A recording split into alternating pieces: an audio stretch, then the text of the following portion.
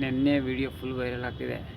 ಯಾವ ವಿಡಿಯೋ ಅಂದರೆ ಸಕ್ಕರೆನಾಡು ಕೆಂಪ ಮತ್ತು ಕಬ್ಜ ಶರಣ್ ಪಾದಯಾತ್ರೆ ಸ್ಪೆಷಲಿಸ್ಟು ಕಬ್ಜ ಶರಣ್ ಅವ್ರಿಗೆ ಹೊಸ ವರ್ಷಕ್ಕೆ ಹೊಸ ಧರ್ಮದ ಇಟ್ಕೊಟ್ಟವ್ರೆ. ಏನಕ್ಕೆ ಕೊಟ್ಟವ್ರೆ ಅಂದರೆ ಸಿಂಪಲ್ಲು, ಎಲ್ಲರೂ ಹೊಸ ವರ್ಷ ಆಚರಣೆ ಮಾಡ್ತಾರೆ. ಅದು ಇವರು ಮಾಡೋಕ್ಕೆ ಹೋಗಿದ್ದಾರೆ. ಎಲ್ಲಿ ಮಾಗಡಿ ರೋಡಲ್ಲಿ ಯಾರೋ ಕರೆದಿದ್ದಾರೆ ಇನ್ಫ್ಲುಯೆನ್ಸರ್ಸು ಮತ್ತು ಯೂಟ್ಯೂಬರ್ಸ್ ಎಲ್ಲರೂ ಎಲ್ಲ ಒಟ್ಟಿಗೆ ಸೇರಿ ಆಚರಣೆ ಮಾಡೋಣ ಅಂತ. ಇವರೆಲ್ಲ ಹೋದಾಗ ಇವ್ರ ಗ್ಯಾಂಗಲ್ಲಿ ಒಬ್ಬ, ಅವನ ಹೆಸರೇನಪ್ಪ, ರವಿ ಜಮುನಾ ಅಂತ. ರವಿ ಜಮುನಾ ಅವ್ನು ನೋಡೋಕೆ ಒಳ್ಳೆ ಕಳ್ಳ ಇದ್ದಂಗೆ ಇದ್ದಾನೆ. ಅವನು ಕ್ರಿಯೇಟರ್ ಅಂತ ಒಂದು ವೀಡಿಯೋನೂ ನೋಡಿಲ್ಲ ಇಲ್ಲಿವರೆಗೂ. ಅವನು ಆ ಗ್ಯಾಂಗಲ್ಲಿ ಇರ್ಬೇಕಾದ್ರೆ ಅವನು ನೈಟು ಎಣ್ಣೆ ಹೊಡೆದ ಮೇಲೆ ಎಷ್ಟಲ್ಲಿ ಇರಬೇಕು ಅಷ್ಟು ಇರಬೇಕು, ಹೆಂಗಿರ್ಬೇಕು ಹೊರಗಡೆ ಹೋದ್ಮೇಲೆ ಆ ಊರೊಳಗೆ ಹೋಗಿ ಒಂದು ಹುಡುಗಿನ ಪುಸ್ಲಾಯಿಸಿ ಇದು ಮಾಡಿಕೊಂಡು ಕಾರಲ್ಲಿ ಒಂದು ಲೈಂಗಿಕ ಕಿರುಕುಳ ಕೊಡೋದು ದೊಡ್ಡ ತಪ್ಪು. ಕುಡಿದ ಮೇಲೆ ಅವೆಲ್ಲ ಮಾಡಬಾರ್ದು. ಇದರಲ್ಲಿ ಪಾಪ ಕಬ್ಜ ಶರಣು ಮತ್ತು ಸಕ್ಕರೆನಾಡು ಕೆಂಪವ್ರದ್ದು ಏನೂ ತಪ್ಪಿಲ್ಲ. ಪಾಪ ಅವರು ಹೋಗಿದ್ದಾರೆ, ಪಾರ್ಟಿ ಕೊಟ್ಟಿದ್ದಾರೆ, ಹೋಗಿದ್ದಾರೆ ಅಷ್ಟೇ.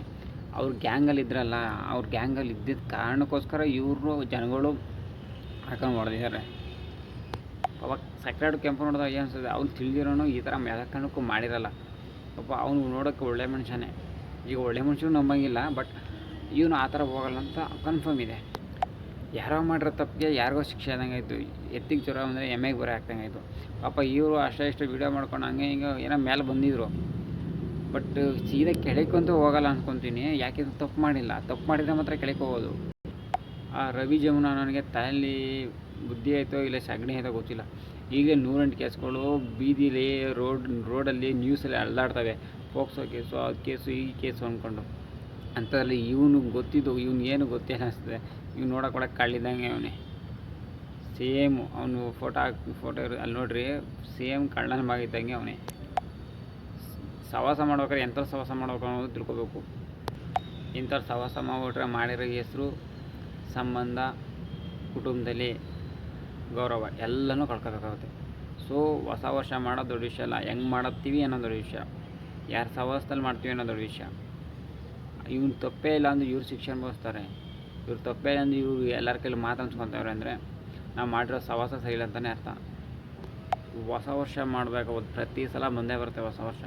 ಯಾವ ಥರ ಮಾಡಬೇಕು, ಎಲ್ಲಿ ಮಾಡಬೇಕು, ಹೆಂಗೆ ಮಾಡಬೇಕು ಅನ್ನೋದು ತಿಳ್ಕೊಂಡಿರ್ಬೇಕು.